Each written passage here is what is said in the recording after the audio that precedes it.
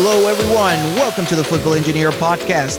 I'm your host, Jose, and we are back. This time, once again, with my co-host, Juan Carlos Valladares. Hello, Jose. How are you? Glad to be back.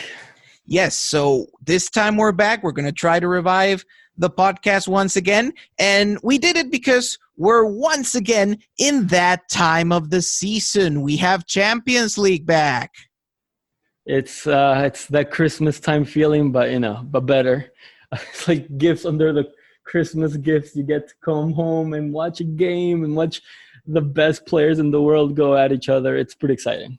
Yes, and it's especially nice to be doing this with our current Northeast U.S. weather. Like, the only thing, it's not like we can go out in this winter, so we have to do something, watch TV, whatever. So yeah, it goes good with a lunch. Absolutely. So to the listeners, so I can't promise we will be able to do the podcast every week, but the one thing we'll try to have it is for sure to post one for every week that has Champions League and Europa League games, so that we're going to be doing sort of match reviews. That's going to be our new format. So for example, for this week, we'll be reviewing the 4 Champions League knockout games that happened, and we'll also even talk about some Europa League games that happened. So before we move on to that, I'd actually like to talk with Juan Carlos, with the hopeless football romantic, a topic that I found very, very interesting in this article from Miguel Delaney in The Independent about how is our love of Champions League contradictory with like this hopeless romantic thing that we have of wanting to make football a more local sport. Yeah, I mean, it is contradictory. We have set up, there's a setup for financial fair play that pretty much keeps the rich teams rich and does not allow for smaller teams to rise. I mean, we're excited for Ajax performance against Real Madrid, but then they're already losing some of their players for next season. It's not sustainable for a team to be able to rise and build upon what they have. But we consume it. You got to inject this Champions League game into our veins, this drama of these big teams who we know have spent crazy amount of money and who are obsessed with this trophy, and see the rise and fall and see, of what happens. And it's tough to find that balance where we can keep the game local, so that everyone, supports their local football, but at the same time, we enjoy the football away because there's money to be made from us consuming that, and the clubs take advantage of it. And I feel like the game is going that way, and at this point, it's pretty hopeless. At least on a local level, what you can do is support your local team, regardless of whether, particularly if you're in America, regardless of whether it's MLS, USL, NPSL, whatever. So try to support your local football. That doesn't mean stop watching or supporting a European team that you like, but it means trying to, instead of, trying to be as passionate about something over there, maybe you could have this here one day. It all started there at some point, where there weren't many people supporting the game over there. And, it was maybe 100 years ago, but it started somewhere, and we could start something in our backyards too, and eventually make it big. I love when Juan Carlos goes in football romantic mode. Makes me tear up. So, and just for the listeners, so to give you an example for example, this is what Juan Carlos does. He dispassionately analyzes European football, and then he goes nuts over his Miami teams. Yeah, And Motagua. Of course. Especially Motagua. I'm not rational. I've told you, we had these conversations about conspiracy theories people have in Spain that I get upset about, regardless of what team. But in Honduras, there's a conspiracy against Motagua for sure. I'm all the time. Exactly. So that's something that we can do, is like both support the European teams, but especially be passionate about our local teams. And it's interesting that even in this, it's almost as if the European football in general has made us like the inequality, because of the inequality, we kind of like the underdog stories. Isn't that's so true? It's this idea where at least us that try to follow it as closely as we can, I mean, we're in La Liga and we're big Rayo supporters, or we're big Betis supporters, teams that are just trying to figure out a way to take another step to maybe survive the season in the same category, or or try to get into Europe for the first time in a lot of years. And when they play Real Madrid or Barcelona or Atleti, we want those teams to win, or prove a point that the league is stronger, just simply because they're the smaller team. And it's I guess it's human nature to want to have that David versus Goliath moment. Mm-hmm. And then, so it's interesting that we keep telling ourselves like that the uncompetitive, actually that egalitarian leagues are more interesting, but we like our underdog story. So again, as usual, it's just one of those many human contradictions in which, how are we going to find balance? Yeah. Who knows? But we've done enough philosophizing for this week, so it is time to go talk about the Champions League matches that occurred this week. And we will start with the first one on Tuesday, Roma versus Porto.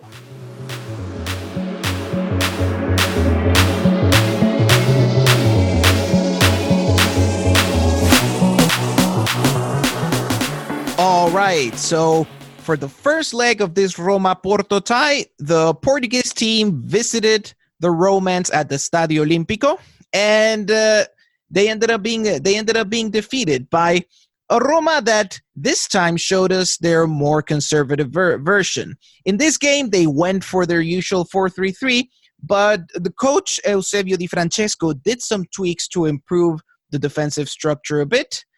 We had, as usual, Manolas and Facio as central defenders.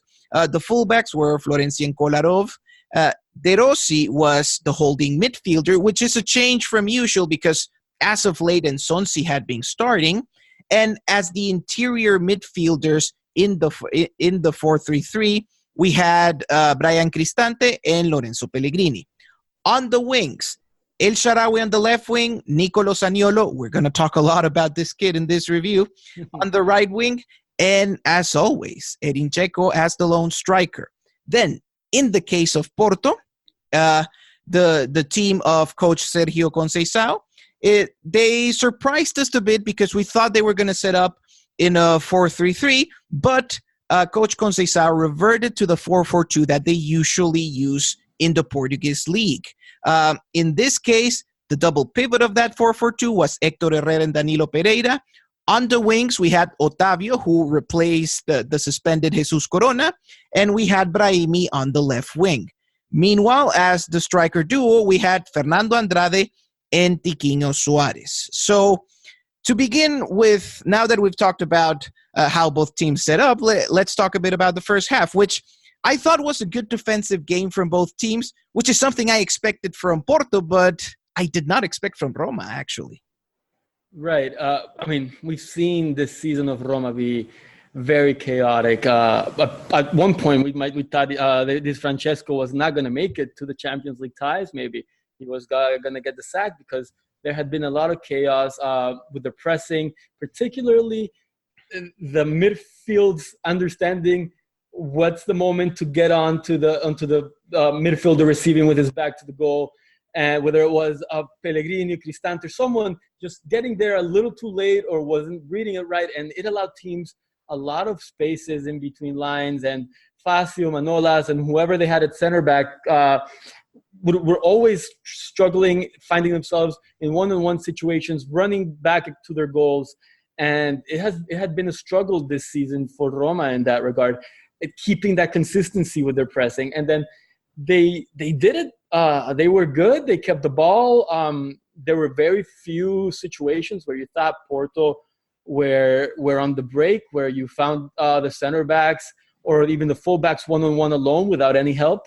And it just shows, I think, that maybe this is a team that's very talented but have had issues with getting up for those smaller games, and that maybe rise to the occasion. We saw a great game from their two interiores, from their two midfielders in Cristante and Pellegrini, and their pressing. And I was very surprised with their consistency in this game. Absolutely. Like I was surprised, but one common theme that I've noticed about Roma this season is that even with their defensive frailty, usually when like the big games come, like against Juventus, they usually tighten up the defensive structure, either because they just get individually sharper, or sometimes it's just because Di Francesco tries to take a more conservative approach, takes down the defensive block, makes it a bit lower, and makes it a bit more compact. So the other thing so in that case, Roma's defense basically nullified most of what Porto did. They only got one shot in the entire first half. And I think the one thing that I noticed a lot about Porto in that half is just they didn't have the right strikers for the job. And again, both Tiquinho Suarez and Fernando Andrade are basically the substitute strikers because Marega and Abubakar are injured. And it is especially in a team as direct as Porto, which means that they depend a lot on the strikers, you can notice when you don't have the right strikers for the system. Yeah, they clearly struggle to hold up the ball, to allow their wingers to come up, to allow Hector Herrera to come up, for example, who's someone who needed to be closer to the Roma box at certain points, particularly because he has a great shot on him, brings defenders to him because of that shot, and then sometimes he's able to find passes. So that was a tough situation for Porto, figuring out what to do with their strikers. And I thought Suarez was eaten alive by Fazio. Suarez it was a tough game for him.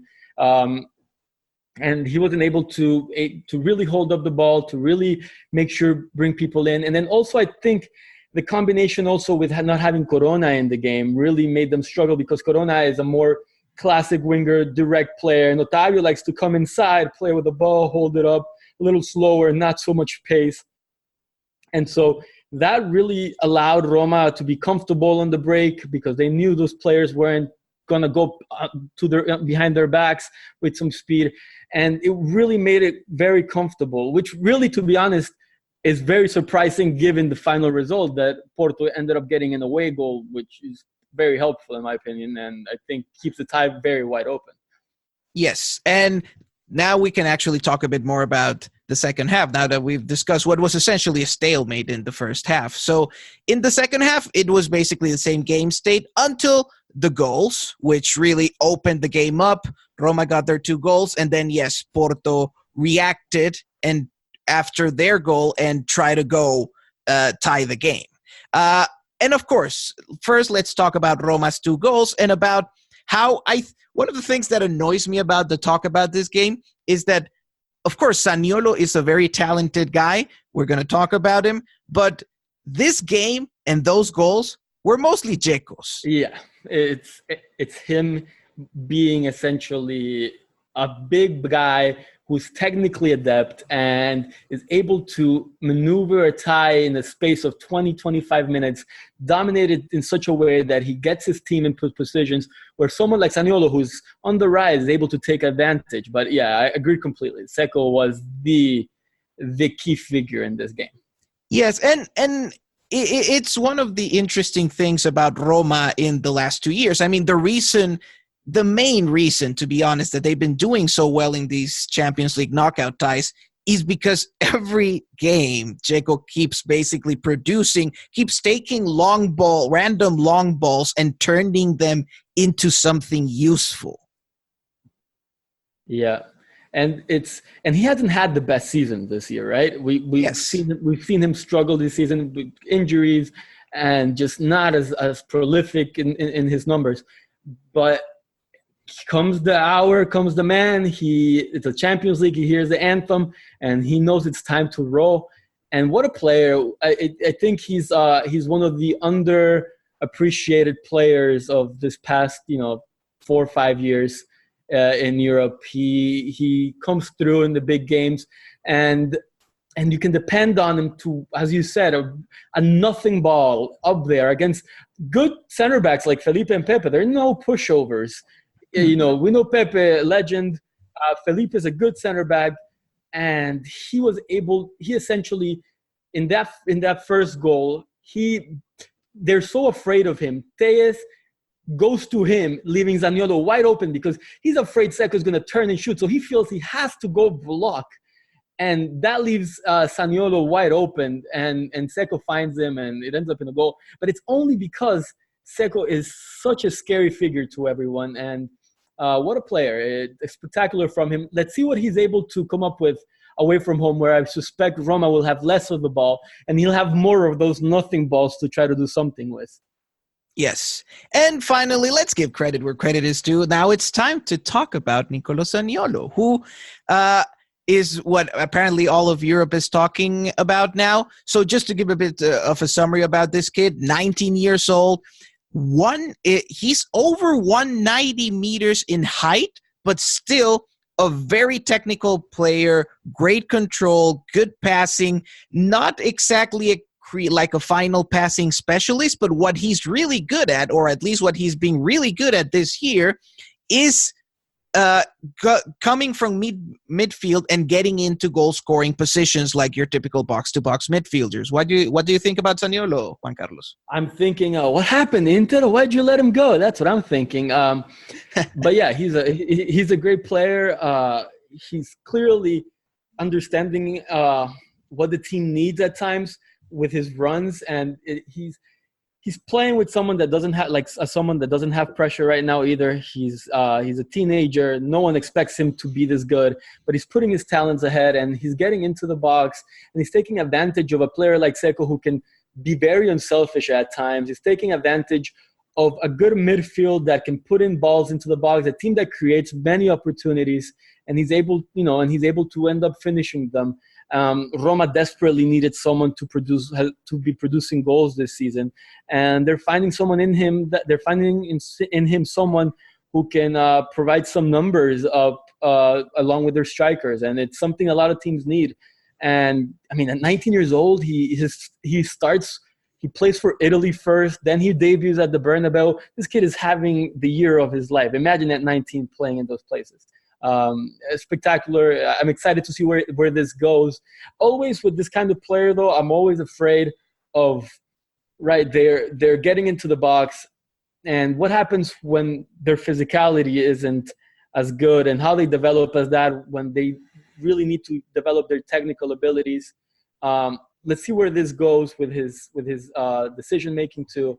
But otherwise, I mean, I'm excited for him as anyone. Teenagers who are scoring 2 goals in the Champions League tie, it's got to be exciting. Yes.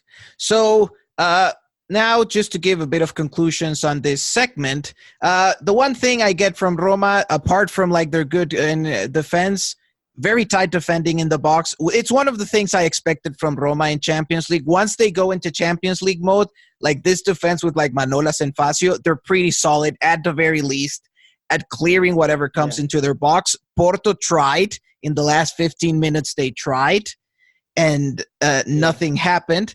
And the one question I have to you about Porto, so we thought they were going to try like a 4-3-3, like they were trying in previous Champions League matches. This time they switched over to the 4-4-2, which they normally use in the league. And the question is it a good idea to keep the 4-4-2? Because I'm not sure if Porto has the strikers to make it work. Right, it depends on personnel, really. I understand the idea of having the 4-4-2 in this game. Maybe he felt, particularly with Otavio not being so deep, he would have a little more help for Militao on the left. But I think once at home, when they need to come back and score a couple of goals, probably they'll have to go back to the 4-3-3. They'll have to give Corona they'll have to give Corona freedom. Is he playing the second half? I'm not sure if he's still. I don't think he's suspended for the second game though. And but they'll have to have him. They'll have to have some more freedom for some of their players. They have to give Hector Herrera some freedom to come up and get it closer to the box. We know he can strike the ball, and that's going to be one of their bigger issues. He needs to be more influential. We talked about this and earlier about how Hector Herrera is probably the best midfielder maybe in this series. You can make an argument for it. Maybe Pellegrini, but maybe Herrera, and he has to be more influential in this game. And him being a double pivot, he has too much responsibility having to go back to be influential up front where they need firepower, and they don't have it right now. And you covered exactly the one point I wanted to cover about that 4-3-3 versus 4-4-2, because in previous Champions League games, Herrera had basically acted like the second striker. He was the one who was aggressively going into the box, but he could do it because he was in a midfield trio. From a double pivot, he cannot do that. So it'll be interesting to see if Porto does something like that for the second leg. So finally, now we get into what players did we like for this match. So I'm going to do a bit of cheating for Roma. I'm going to say I like Dzeko because for all the reasons above. And from Porto, probably defense is solid, but of course, especially Felipe and Pepe had a bit of issues losing the duels against Dzeko because everyone will lose the duels against Dzeko. But I think Militao was very solid in winning his own duels against, in this case, against El Shaarawy and against Dzeko too. Yeah, I liked his game. I like Militao. He's being touted as a Madrid player soon, and you could see where the qualities are and where he's young, and he clearly had a good game. El Shaarawy didn't have much to say in this game. He was subbed out, I think, partly because of the yellow, partly because he wasn't playing so well, and mainly because Militao was there. And he had a good game, and I want to see how much he can progress as a right back and as a center back as he goes on forward. So who did you like, Juan Carlos? One from each team. So for Porto, just as more of a sentimental reason, he scored the goal, so I have to give a shout out to my guy Adrian. You were talking crap about him before the goal. I was talking crap about him because he's so old at this point, and he's had a weird career. But he scored in so many big games. He scored in Champions League semifinal at Stamford Bridge. He scored in the Europa League semifinal versus Liverpool. He scored at the Bernabeu with Depor. And now he scores a goal that could mean life for Porto. And he finds himself in this moments where it's like, oh man, Adrian, that's where he is now in his career. And he scores that goal out of nowhere. And I like from the moment he came on, because one of the few things that he's always had is he has this nice little dribble where he keeps the ball very close, and he's good at just pouncing on a random chance. Those are his two good attributes. And as soon as he came on, he was a little bit more direct than anyone had been for Porto. He was trying to take people on, not successfully for the most part, but he was trying, and I really appreciated that. I was talking crap about him simply because I had totally forgotten he was at Porto, and there he was making a surprise. So for shutting me up, Adrian. And then finally, I want to shout out to Federico Facio. Thought he was great. Thought he was the better of the two center backs for Roma. Thought Suarez might have been the guy who gives Roma some problem. He's a little taller. He's a little heavier. He could back someone down. But Facio wasn't having any of it. They had a lot of duels with each other, and I thought he was very good, stepping up his game for the big Champions League moment. So shout outs to the Argentine. Very good. And now we're going to talk about a lot in the next section about another South American center back. We're going to talk a lot about Marquinhos because he was one of the key individuals in this game that saw PSG defeat Manchester United.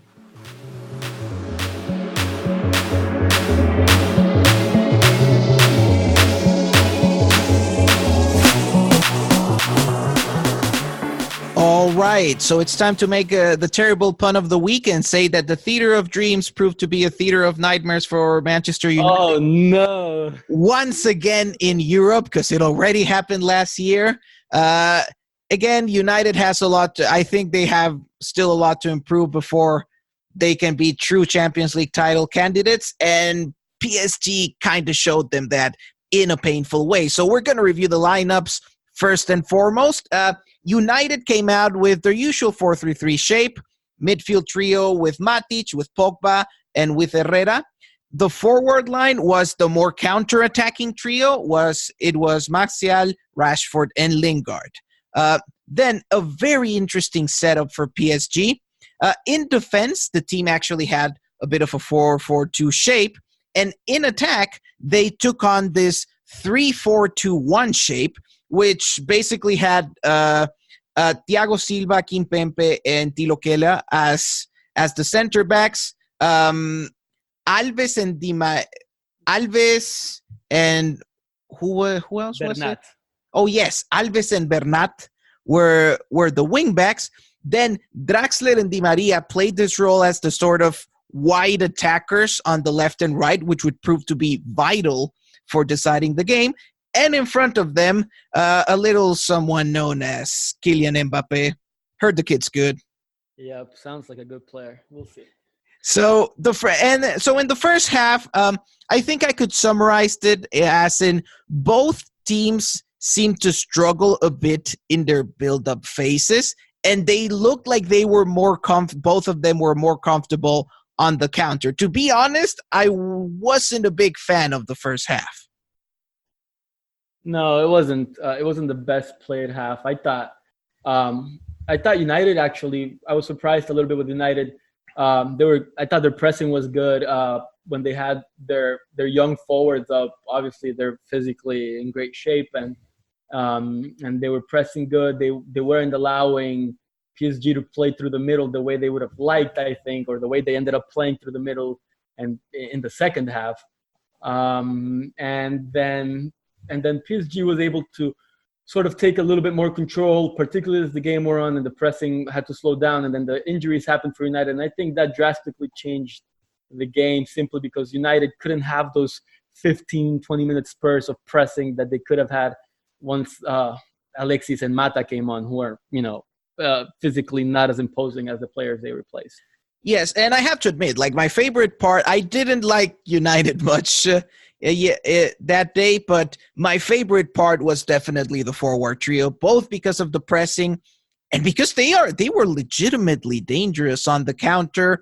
Rashford and Lingard, as usual, who are the players with like the attackers with the best understanding of space in that team, were very good at just combining with each other, occupying the space that the other had left. And they understand each other well, so they're good at disordering defenses in general. And that's the best thing Ole Gunnar Solskjaer has done since he took over, right? Is being able to make sure that these three clearly talented and physically very prominent players who have a lot of speed have more freedom than they did previously under Jose. And so that has been the real enabler for United that has really sort of, the underlying numbers say they aren't particularly much better, but they have been better in the sense that they feel more freedom around them, and talented players like to feel that. And because they're talented, they'll be able to score more goals and less allowing the other team to bring the ball up, more being proactive, at least in trying to get the ball back.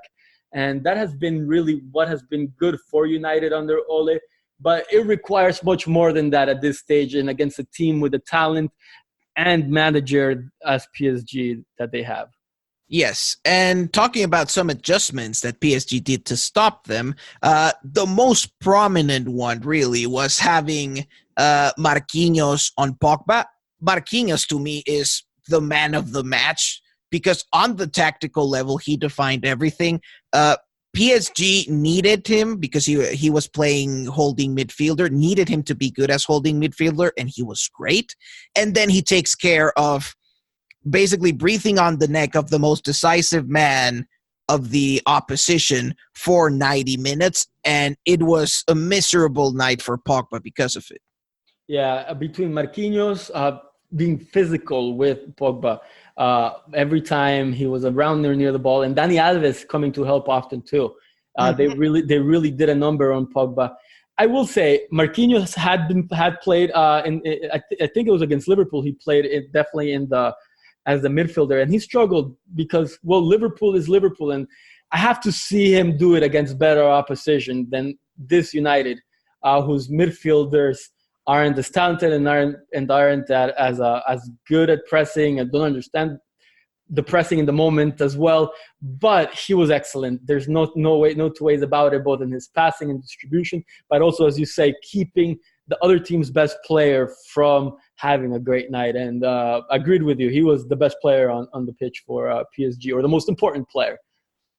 Yes, and now, after discussing a bit the first half, so in the second half was when we really had the goals, and we have to talk about the key thing that PSG exploited to get those goals, which is the one difference, of course, between Ole's United and Mourinho's United is they're more offensive. The wingers push up more than they did under Mourinho. So that, of course, is good if you want to be on the counter. It's also bad sometimes for the defensive block. So you had this situation where Ole wanted to have the wingers push up, sometimes even the central midfielders pushed up, and those spaces behind midfield and the openings between the wingers and the central midfielders were usually occupied by some excellent Di Maria and Draxler, who exploited that section of the field, which is basically in between the lines and what we like to call the half space, exploited that very well throughout the game. And that's really how PSG got their goals. Very well-deserved goals, while at the same time Mbappe doing his usual thing and just destroying a pair of poor center backs because, that's kind of what he does. It was excellent second half from PSG. I keep on saying it. A lot of it is because United lost some of the active pressing at front because of the injuries, because of the substitutions that had to happen. So they were much more comfortable. And they focused a lot on Verratti, on keeping him out of the game. And then it turns out Marquinhos can also pick out a couple of passes here and there. Yes. And he was able to find Di Maria and Draxler in between lines. And then they would find either Dani Alves marauding or Bernat marauding out wide, or they would turn and try to find a shot or a pass or key 1-2. But essentially, it let them loose and be more free right in front of the defenders. And with the midfielders having to turn back, it was an unraveling. It was unraveling of United that happened in that second half. That really comes to show that they are much farther away than the results under Ole has shown so far. And clearly, you can say it's a one-game sample and they've been better in the previous games. But this has been one of the better teams that they've played since Ole took over, and one of the smartest coaches they faced since Ole took over. And they were able to find their ways around them. And that's without, Neymar and Cavani, who, are incredibly talented players. And so, it's concerning for United in that regard, what they have to do with that midfield, what they have to put around Pogba and behind the attackers who are clearly good pressers, but what they have to do there. And encouraging for PSG that they can have a Marquinhos Verratti midfield, but I'm still not sure whether this is something that clearly tells me that they are capable of winning a Champions League with these two in the middle. Mm-hmm. That will still be a question mark for now. So just as a bit of the takeaway points. So a lot of the things I read on Twitter basically called this like a Thomas Tuchel masterclass. Would you call it that? Or is the opposition not strong enough to consider it that good of a game? I mean, Tuchel is an incredible coach. A masterclass, I mean, a little bit of both. He's an intelligent coach. He figured that they would come for Verratti because Verratti had a good game despite them coming for him. But he knows Marquinhos' abilities. He understood the movements Di Maria had to the inside, allowing Bernat to exploit the outside whenever he received. That's clearly Tuchel's like bread and butter when they receive. And so I give him credit for that. But again, it's this United who are not a great team, and I want to see something like this from PSG against better opposition. They struggled in the group stage against Napoli and against Liverpool. That group was brutal. It was brutal, but they're going to have to beat some of those brutal teams to win it. And we'll see when the rubber meets the road, whether this is the real thing or if it's just holes being patched against an inferior opposition. That being said, we have to admit that it was a very serious defensive game from PSG, as in the sacrifice from everyone. I have to admit, you have to give Jonathan Wilson a point there. Like, basically, everyone else apart from Mbappe was defending. That's the thing. That's what you can afford when you don't have Cavani and Neymar playing. So you can compensate a bit through defensive work rate. And then they managed the game very well, got their 2 goals, then withdrew, and just waited on the counter. All in all, a very serious. It's a Champions League performance. It's the kind of performance you do expect emotionally and competitively from a Champions League candidate. Yeah, that's the best thing you can say. At least maybe not tactically, but emotionally in a tough place. It's Old Trafford. It's, at least for anyone who grew up in the 90s and 2000s, it's the stadium of English football. And they came and they stepped in there like they've been there before. Comfortable against a team who was very up for the game, who was wanting to press, and it could have easily been a simple mistake at the back, but they were very solid and emotionally controlling, particularly because there were some moments there where the game got a little rough, and they didn't fall for any of that, and they controlled themselves, and that's what was best about PSG. You could see a game like this from any of the other candidates, and the thing is with PSG, we'll always have that doubt because we look down on Ligue 1, and until we don't see it happen and actually see them win it, we'll always have the doubts with them. Yes, and then in the case of United, they are limited to a certain degree by their defensive personnel. There is always the struggle of, how offensive do you want to be? How offensive can United afford to be? For example, with the issue with the wingers they had. But probably what worries me the most is that once Pogba was taken out of the game by Marquinhos, the team really didn't seem to have much link up with the attackers other than like fullbacks just sending long balls to the wingers. Yeah, that's the big concern is they need someone else to be able to be creative in that team and from a deeper role. It can't just be Pogba coming down 1-2 with someone, and then he's back up on the field, and then he opened it wide to someone. It has to be someone else who can dribble past. They need someone, and I don't know where right now they're going to have to wait till the summer transfer probably to find someone like that.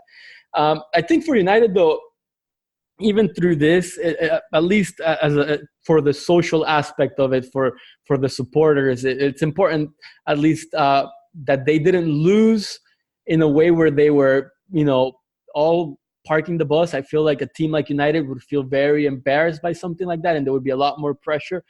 Then at least they lost pressing and trying to play attacking football.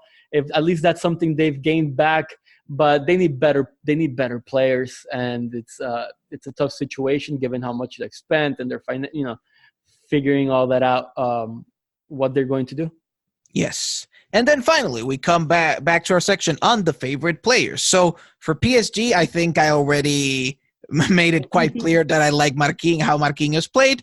And with United, I'm actually going to stick with Ander Herrera, who we just had to talk about midfielders, even under his limitations, for example, his limitations in 1-versus-1, I thought he was as productive as he could be given the context. Oh, you always liked Ander Herrera, but yes. But yeah, I liked him too. I like his his work rate. He's always committed. You'll never see him not fight in a game. And his intelligence. That's what I really like about him.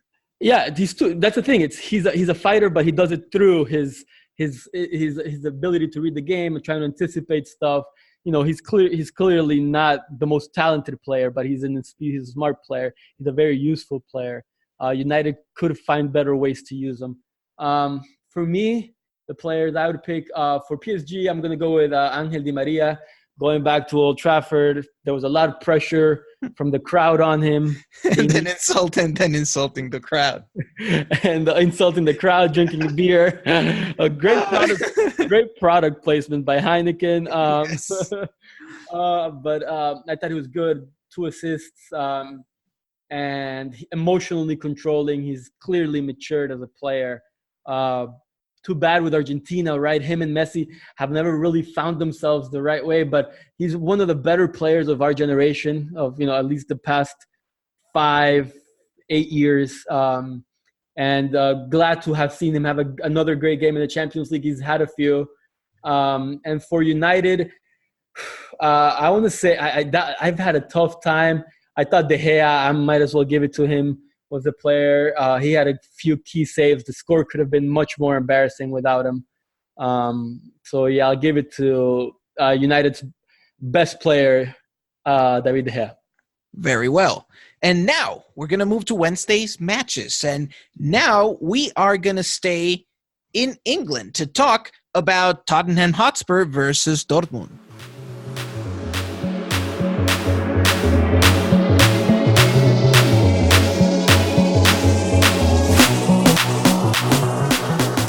All right, so we move to Wembley, where Dortmund was visiting Tottenham Hotspur, and surprisingly, one of the ties that we thought was going to be more even, more egalitarian, end up turning out with a 3-0 in favor of Tottenham. So we have to review what happened there. So just to give you a bit of background, we're going to talk, as usual, about the lineups.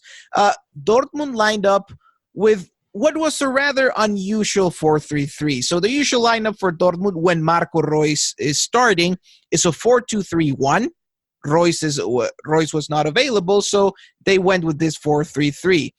It was an unusual back four with Achraf Hakimi as right back, Diallo as left back, and Sagado and Toprak as the center backs. This is going to cause trouble. We're going to talk about it later. This was problematic. Then the midfield trio was Axel Witsel, Thomas Delaney, and Dawood. And finally, in the forward trio, we had Pulisic, Götze, and Jadon Sancho.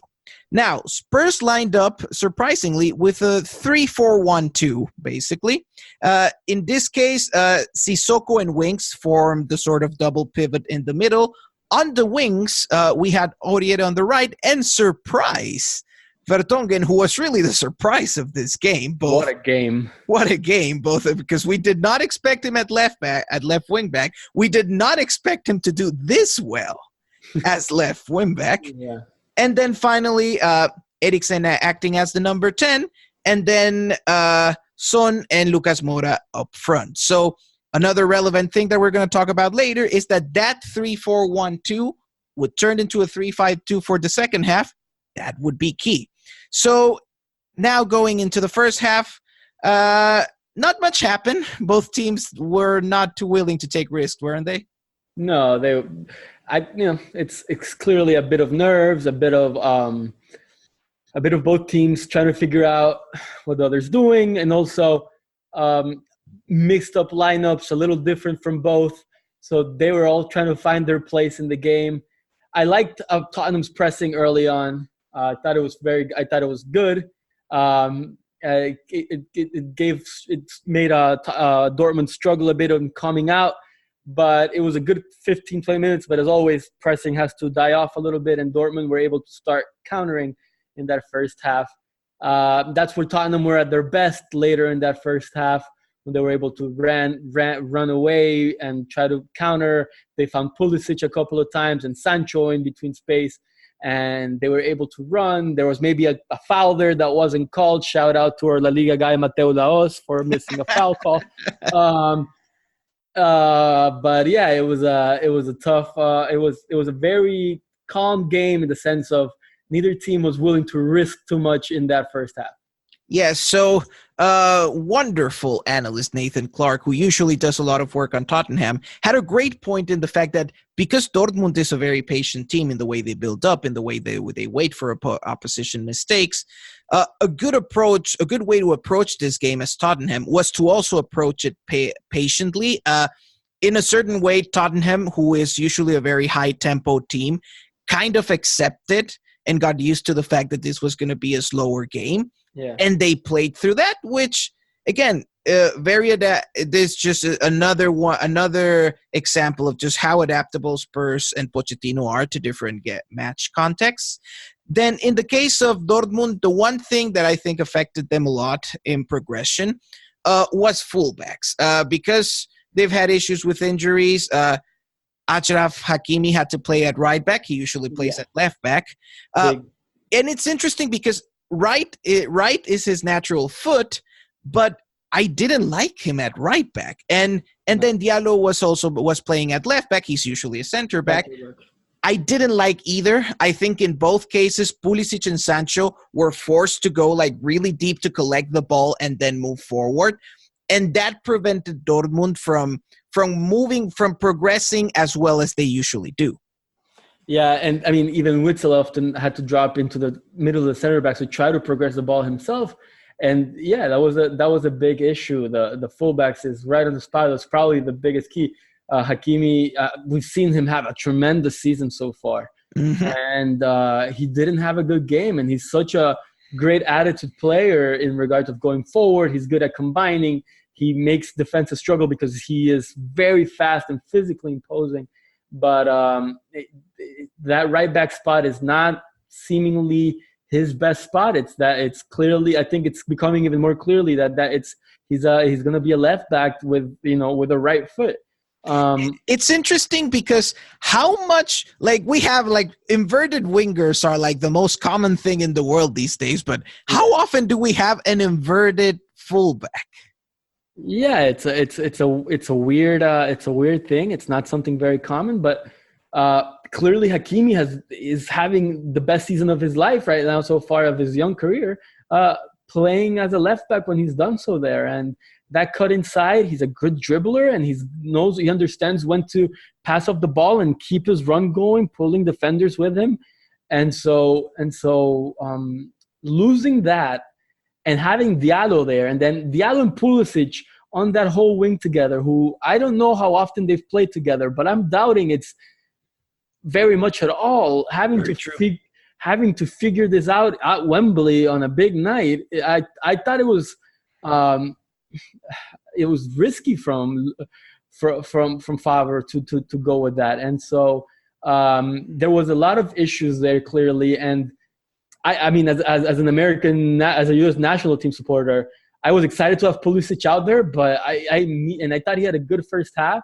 But I immediately thought, when I saw the lineups, I was like, this is a place where he's going to have to do a lot, and he's already under pressure there because Sancho clearly has progressed much better than he has, and Pulisic has been on the bench. He's transferring, so I thought he was placed in a position where he would have to do a lot to try to be better in this game, to try to make his team better. And I thought it was a bad position, but Favre didn't have many options.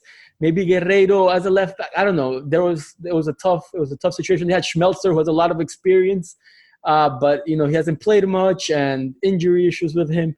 So it was a tough call, anyways, for Favre. I can't be too upset with it, but it was a tough position for Dortmund all around.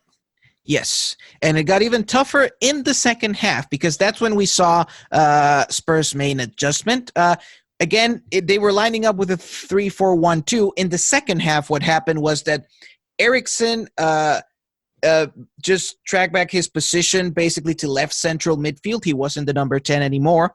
And Spurs effectively moved to a 3-5-2. And the interesting thing about that is that having like a central midfield trio allowed the wing backs to push up.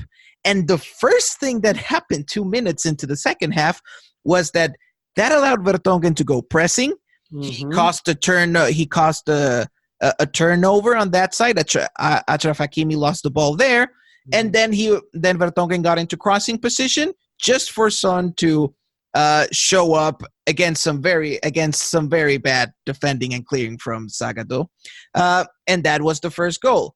Then for the second goal, it was once again Vertonghen try eating Hakimi alive. So it was a move that paid off. The wingbacks could be more aggressive after Spurs switched to a 3-5-2.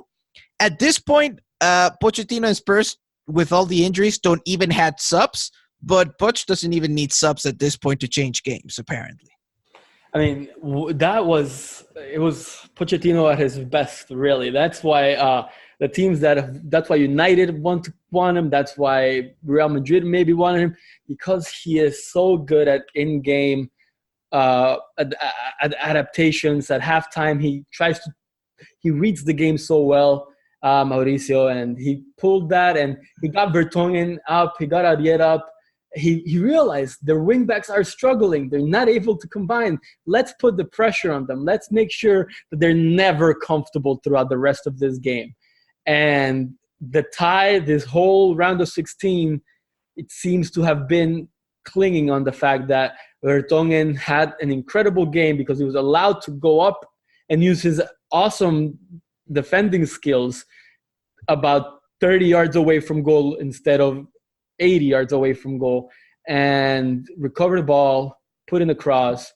And you have to be so excited to see a huge center back playing, playing out wide left, winning a ball back, and putting in a beautiful. I was on my feet. I know that was quite amazing. So then now we can move on to the takeaways from this game. We kind of covered everything already. We already talked about Dortmund using an unfamiliar lineup, which didn't work out. Probably not a good idea in Champions League. Again, just good strategy by Tottenham, trying to be patient, trying to match Dortmund's patience when it comes to capitalizing on the opponent's mistake, which they did much better. And I think this is one of those things where those intangibles in Champions League, like the added experience that Tottenham had, that does make an important factor, because in a certain way, one could think that Tottenham did to Dortmund what Juventus did to Tottenham last year. Yeah, that's a good call. I hadn't thought of it that way. I did want to mention about Dortmund. It's just, I don't know if we're going to mention it, but the lack of having a real striker out there. And Götze is a false 10 this season. I mean, I saw somewhere that he's averaging less than a shot per 90 minutes. For someone who's playing as the leading man in the team, wanting to win 3 trophies, well, now 2, and it seems like it's just going to be 1 what they're going to be fighting for. That just can't happen. And, obviously they're missing Paco and Alcácer, and they're missing Royce, but they have to figure out their striker situation. They need someone who gets shots off. And I understand the idea of the false 9 that Götze is trying to do, pulling in defenders and letting Sancho have that space to run into and put in, and having the wingers come in and the midfielders run up. But they still need the false 9 to get off shots and keep the center backs honest. And if he's not doing that, it's impossible. Yeah, and it's an idea that I can see working, like, for example, when Royce is playing, but without him, then Dortmund really doesn't have someone who's moving around the entire pitch, linking up people. Like Götze does not have that degree of mobility these days. And they need someone who produces shots. And Götze is also not doing that. So now we move on to the favorite players of the night. So from Dortmund, personally, I like a lot Delaney. Again, there wasn't that much good from Dortmund that night, but I'm really liking how Delaney's playing these days. And from Spurs, I'm going for Moussa Sissoko. If somebody had told me 1 or 2 years ago that this man was going to have a match like this, just recovering balls everywhere, just doing great job in the box to box, leading counterattacks and so on, I'm just impressed by the transformation. Yeah. Sissoko has been one of the best things out of this Tottenham team. Pretty glad for him. For me, I'm going to go with Tottenham. We spoke about him. I thought he had a great game. Vertonghen, he deserves all our praise.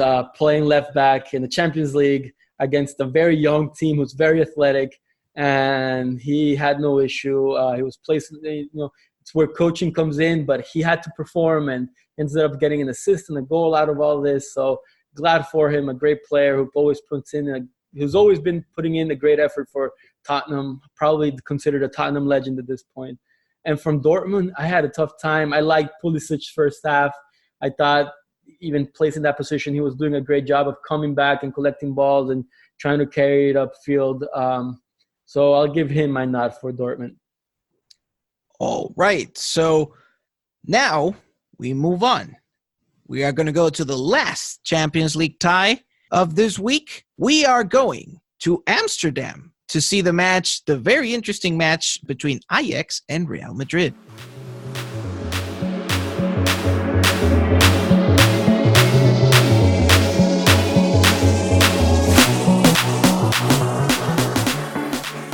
Okay, so we had a very interesting match in the Johan Cruyff Arena. It's the typical Real Madrid match of the last 2 years, to be honest. But before we go into that, so just to give a bit of background, let's talk a bit about the lineups. Ajax went with their usual possession-oriented 4-2-3-1 formation. I think we mostly know the names, but for those unfamiliar, Masraoui and Tagliafico as the fullbacks, De Ligt and Daley Blind as the center backs. Lasse Schöne forms a double pivot with Frenkie de Jong. Nobody knows this guy. Then in front of them, we have Donny van der Beek, who plays as the number 10. And on the wings, Hakim Ziyech and David Neres. And finally, we have, in the absence of a striker like Huntelaar, who is injured, I think, Tadic played in a sort of very interesting false nine role. Then from Real Madrid, they played with their usual 4-3-3. The only ones injured at the moment are Rafa Varane and Llorente. So decisions were relatively easy. Nacho and Ramos as the center backs, the midfield trio with Kroos, Casemiro, and Modric.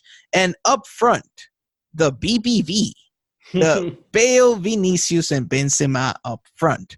So I don't know what I can say about the first half other than Real Madrid essentially got smashed. Yeah. It's there's not much to say, right? It's Ajax outplayed them. It's in every way that you can think of. Tactically, 1v1s. It was bad from Real Madrid. It's just that I've seen Real Madrid play bad Champions League matches, but not being overcome to this degree, because there's usually something like here. I think you summarized it well. Like, you have the issue of Ajax wins tactically, but they also won the 1-versus-1s. So they basically flattened the opposition because Real Madrid spent most of the first half not being able to play their way out of Ajax press. The other credit I have to be, this was mentioned by Arvin, very good point, which is that whenever Real Madrid tried to press, Ajax would not complicate themselves too much. Like, sometimes you would have like Frenkie try to like dribble past someone, but it was usually long balls on Tadic. Like it was a good pragmatic solution. It's like, let's not do anything fancy here. Let's just send the ball up to not have to worry about the press. So, and again, because Ajax was even winning, at least during the first half, they were winning the second balls too. The direct play also worked. Everything worked for Ajax in the first half, to be honest. And I mean, and so then why didn't they win, right? Why didn't Ajax outscore Real Madrid in this game? It was because Van de Beek, Tadic, and Ziyech, while they're great players, they're good players, they don't have a decisive player in the box. I think and that's the biggest issue I get. We talked about it earlier with modern football, but they don't have that decisive player that are expensive, someone who will finish that ball. You switch Bale over to the Ajax team and put him up front as center forward, and probably the game goes completely different. Real Madrid really did try to exploit. They knew Masraoui was the player to go at, and they tried to come out to him. But Schöne and Ziyech and even De Ligt came to help. At times Vinicius, because he's so talented, was able to escape. But even then, Ajax was recovering the ball every time, it seemed. And they were very much bullying Real Madrid. And had it not been for a tremendous firefighting performance from, you said it the other day, you told me what you think is the best center back you've ever seen in Real Madrid, and I have a hard time disputing that. I mean, the best center back you've seen in the Champions League, Sergio Ramos, just shutting down last-ditch moments before the final pass comes through.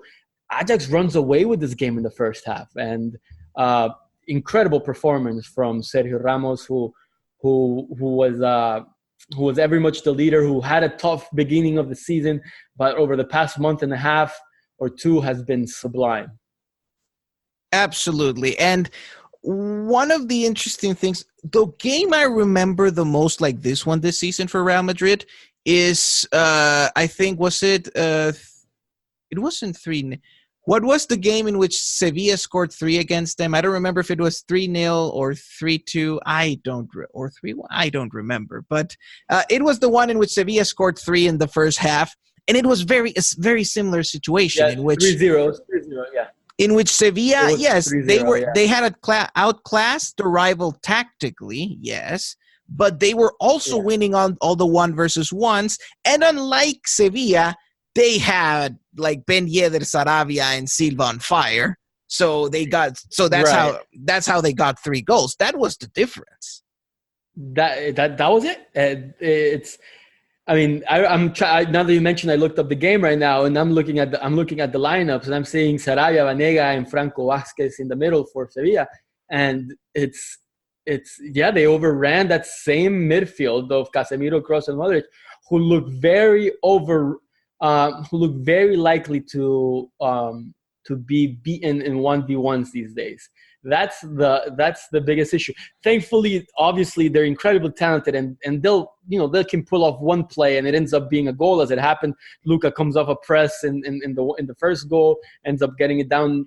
The ball ends up wide for Vinicius, and Ajax are disorganized. But Real Madrid, as we say it every season, they look beatable, and yet they will keep on winning. And so it's hard to understand how they keep on pulling this off.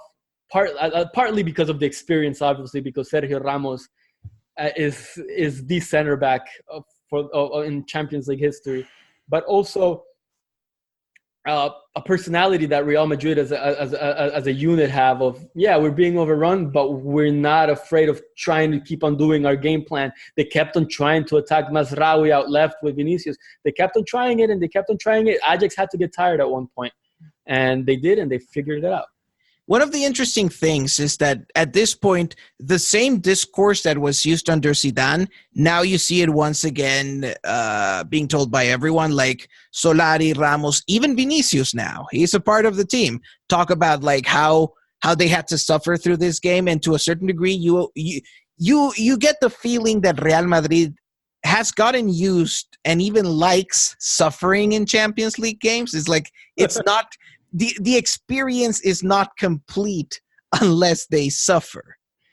That was something you would associate with like Atletico with Simeone, the whole, pinch, stay back, hold on, Godin and Jimenez, hold on for dear life, you'll do it, and no, but Real Madrid are doing that, and they've done it for the last couple of Champions League. But I think also, and it has to be said, this game is an aberration if we compare it to maybe the last 2 or 3 weeks of Real Madrid or the last month of Real Madrid.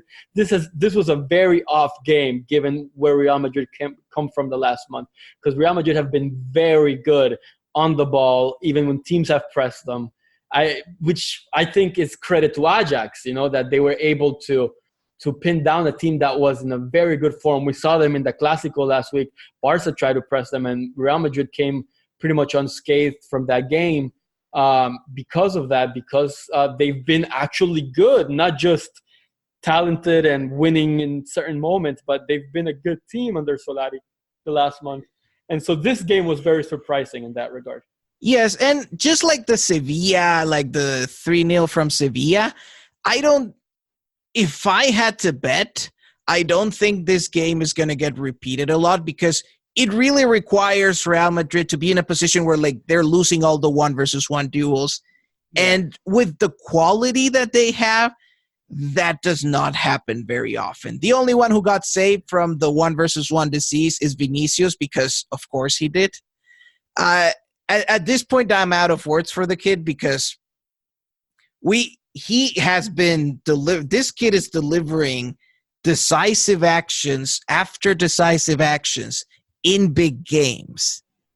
There's, as an 18-year-old, there is really I'm not sure in these days where people are like so partisan about their teams, people enjoy it as much as they should, but this kid just changed the season of a whole Real Madrid.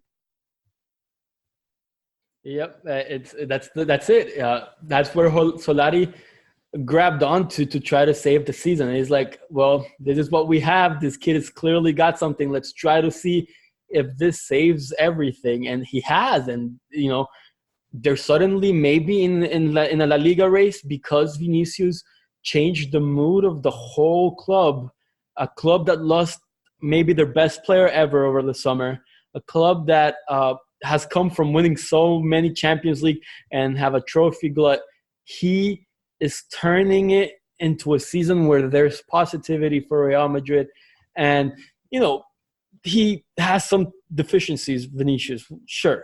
But as an 18-year-old to go to the Santiago Bernabeu and take that mantle and say, you know what, I'm not going to be afraid. I'm taking charge. And sometimes because of that, he makes some wrong decisions but it's worth it because that fearlessness cannot be taught. And I'm so excited for I'm so excited for any teenager that is good, but a teenager at Real Madrid doing that in a season that seemed so completely lost, it's very impressive. Absolutely. And to finish this, we're going to talk once again about favorite players. So in my case, I had originally thought Van der Beek from Ajax, but I'm going to change that. And I actually like that quirky role for Tadic as a sort of false nine. I think he had the mobility, both for him and honestly for all of Ajax attackers, was really outstanding, was one of the keys to disorder Real Madrid's defense. And they disordered everyone except Sergio Ramos. It worked well for them, and Tadic was the best example of Ajax mobility, attacking mobility throughout the game. And from Real Madrid, I actually want to talk about Asensio because it's been an underwhelming season for him. And in the final 20 minutes of this game, I saw him shoot or try to shoot 4 to 5 times. We're talking about a player who just averages 2 to 3 shots per game. And then within 20 minutes, he's trying to shoot everywhere. That's when you see that that this player came into the game because he feels like he wants to do something important, and he did. And that is the Asensio that Real Madrid needs. And I thought at that point, before Asensio came, that Ajax had it in them to make the comeback. And he came in, and his pressing, him leading the press, really made it very tough for Ajax to come out and play with the ball. And his energy really, really kind of changed that portion of the game that was very key, because it could have teetered to a tie, and and they could have gone back to the Bernabeu with a tie. And I thought he was a game changer there. So good call on Asensio. For me, with Ajax, I was going to go with Neres. I really liked his energy. I like the way he pressed. He's clearly not as talented or, as a great player, but I loved the energy. I loved the movements he made. He had that one that he didn't realize he could have gone closer to Thibaut to shoot, but his movement was so good. He created that play because he was able to get off Nacho and find the space in the back and get on one-on-one. So I really liked him. I thought his energy and pressing was very emblematic of what Ajax ended up doing the whole game. For Real Madrid, we just talked about Vinicius, so I'm not going to talk about him. I'll talk about a guy who's gotten some criticism, and people, talk about Keylor Navas starting, but I thought Courtois had some key saves. I know he made a mistake in the controversial call, but I thought he made a key save early on that was very important, that really gave Madrid some breathing room. That had that goal gone in, and the way Ajax was overrunning Real Madrid, who knows where the game goes after that. But he made a key save, and it was that play where it goes all the way around. And I want to say it was Hakim Ziyech who shot, and Courtois extended out his foot and saved it. So I want to give him a shout out for that save, and I thought he had a good game other than the controversial call. Yeah, and with the case of Courtois, I am still not convinced that either he's really better than Navas, but honestly, Real Madrid has a good problem there. 2 really good goalkeepers, and I thought the lack of continuity was going to be a problem. But whenever both have been able to play, like Navas in the Copa del Rey, they've done well. So at least Real Madrid finds themselves with a good problem there. So on this note, we must end the podcast, unfortunately. As I said before to the listeners, we'll be trying to be up here with the podcast every week that there's Champions League and Europa League. We're going to be discussing all of the Champions League matches in detail. We're going to be discussing also some of the Europa League matches in less detail, but it's fun. We're going to have a lot of fun talking about football like we've always been doing, because it's interesting, because we, like you and I, never stop talking about it. This is just making the conversation public. Right, yeah. It's literally every weekend, Saturday, Sundays, it's like our little chat group. We get together and we're talking about this every weekend during the weekdays. It's so much fun, and it's nice to bring it, to share with people. And I've particularly seeing your platform grow. I've seen how many people listen and pay heed to what you have to say. So yeah, I'm glad to be part of this. Thank you for having me. It's a lot of fun. And thank you everyone for listening as usual. So follow on Quora if you're on Quora. Follow me on Twitter if you're on Twitter. Follow and subscribe to Between the Posts. Time for some product placement. We enjoy a lot the work that we do there. We appreciate getting paid for it.